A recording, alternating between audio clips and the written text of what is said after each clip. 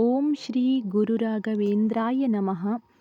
ಪೂಜ್ಯಾಯ ರಾಘವೇಂದ್ರಾಯ ಸತ್ಯಧರ್ಮರಥಾಯ ಚ ಭಜತಾಂ ಕಲ್ಪವೃಕ್ಷಾಯ ನಮತಾಂ ಕಾಮಧೇನುವೆ. ಎಲ್ಲರಿಗೂ ನಮಸ್ಕಾರ. ಈ ವಿಡಿಯೋ ಮಾಡ್ತಿರೋ ಉದ್ದೇಶ ಏನು ಅಂತ ಅಂದರೆ, ನನಗೆ ಗೊತ್ತಿರುವಷ್ಟು ರಾಯರ ಸೇವೆಯನ್ನು ನಿಮಗೆ ತಿಳಿಸ್ಕೊಡೋಣ ಅನ್ನೋ ಕಾರಣದಿಂದ ಈ ವಿಡಿಯೋವನ್ನು ಮಾಡ್ತಾಯಿದ್ದೀನಿ. ಈ ಸೇವೆಗೆ ಯಾವುದೇ ರೀತಿಯ ಹಣದ ಖರ್ಚು ಇರೋದಿಲ್ಲ. ಏನು ಖರ್ಚು ಮಾಡಬೇಕಾಗಿಲ್ಲ ಈ ಸೇವೆ ಮಾಡೋದಾದರೆ. ಈ ಸೇವೆಯನ್ನು ಗುರುವಾರ ಮಾಡಬೇಕು. 11 ಗುರುವಾರ ಇಲ್ಲ 48 ಗುರುವಾರ ಇಲ್ಲ 5 ಗುರುವಾರ ಮಾಡಬೇಕು. ಹೆಣ್ಮಕ್ಳಿಗೆ ಸ್ವಲ್ಪ 48 ಗುರುವಾರ ಮಾಡೋದು ತುಂಬ ಕಷ್ಟ ಆಗುತ್ತೆ, ಅಥವಾ 11 ಗುರುವಾರ ಕಂಟಿನ್ಯೂಷನ್ ಆಗಿ ಮಾಡೋದು ಸ್ವಲ್ಪ ಕಷ್ಟ ಆಗುತ್ತೆ. ಅಂಥವರು ಮಂತ್ಲಿ ಡೇಟ್ ಮುಗಿದ ಮೇಲೆ ಹಿಂದೆ ಮಾಡಿರೋ ವಾರವನ್ನು ನೆನಪಿನಲ್ಲಿಟ್ಕೊಂಡು ಮುಂದುವರಿಸ್ಬೋದು. ಈ ಸೇವೆಯನ್ನು ಹೇಗೆ ಮಾಡೋದು ಅಂತಂದರೆ,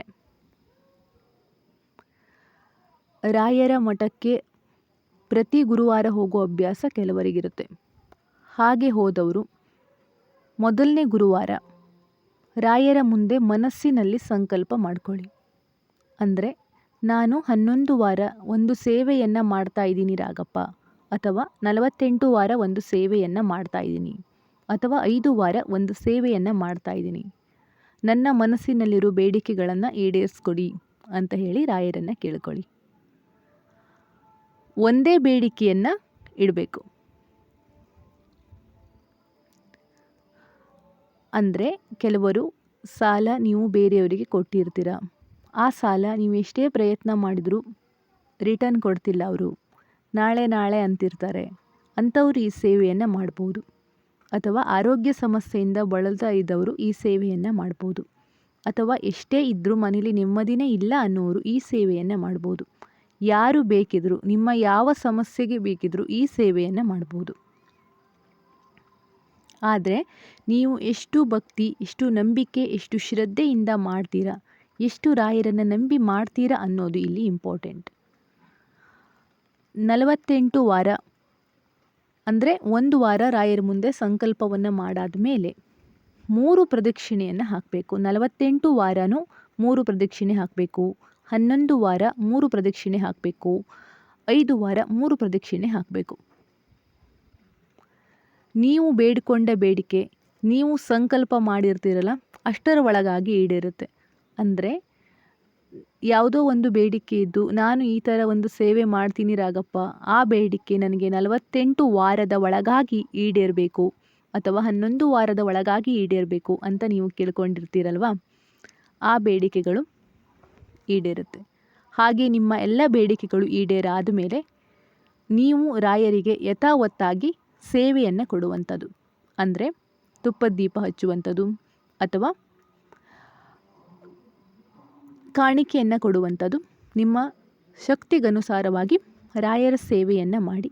ಮತ್ತು ಈ ಸೇವೆ ಮಠದಲ್ಲೇ ಮಾಡಬೇಕು, ಮನೆಯಲ್ಲಿ ಮಾಡುವಂತಿಲ್ಲ. ಮತ್ತು ಈ ಸೇವೆ ಗುರುವಾರನೇ ಆಗಬೇಕು, ಬೇರೆ ಯಾವ ವಾರನೂ ಮಾಡುವಂತಿಲ್ಲ.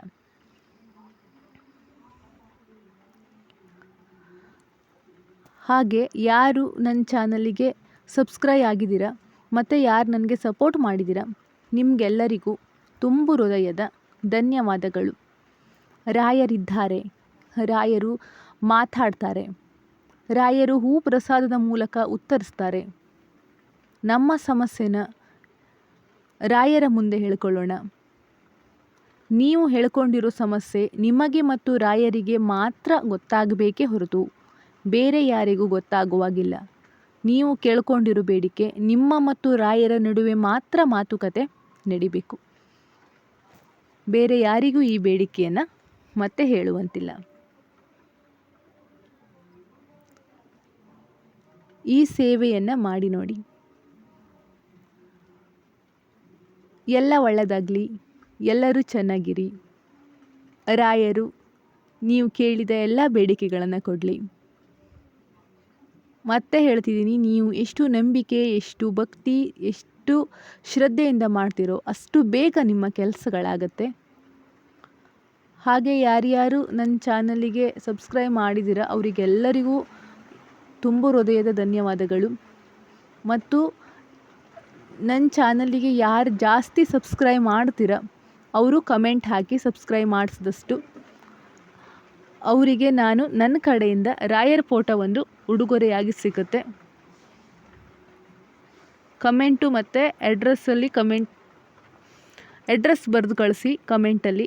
ಜಾಸ್ತಿ ಸಬ್ಸ್ಕ್ರೈಬ್ ಮಾಡಿಸಿದವರಿಗೆ ನನ್ನ ಕಡೆಯಿಂದ ಒಂದು ರಾಯರ್ ಫೋಟೋ ಉಡುಗೊರೆಯಾಗಿ ಸಿಗುತ್ತೆ. ರಾಯರಿದ್ದಾರೆ, ಎಲ್ಲ ಒಳ್ಳೆಯದಾಗಲಿ.